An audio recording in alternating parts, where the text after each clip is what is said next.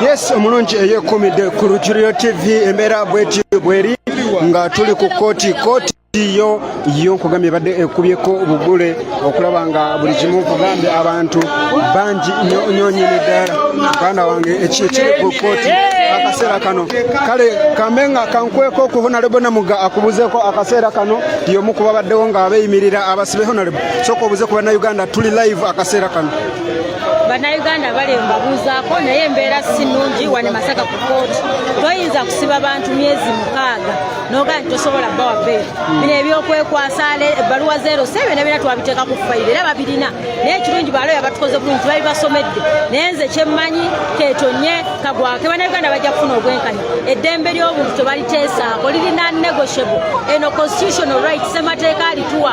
zino offenses ez'abantu bano zebabanenya oba misango gye babanenya giri very bailable so bannayuganda nyongero bakakasa nobategeeza nti luno olutalo lwaffe ffenna tulina odulwana ffenna sirwa Bobi Yanga yekka naye luno olutalo lwaffe ffenna okulaba nga tununula eggwanga lyaffe. Webale nnyo oyo abadde Honorable Namuga kati kankwe ku leader of opposition.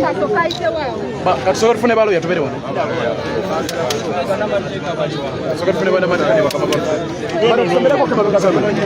Twewemuko twesikemuko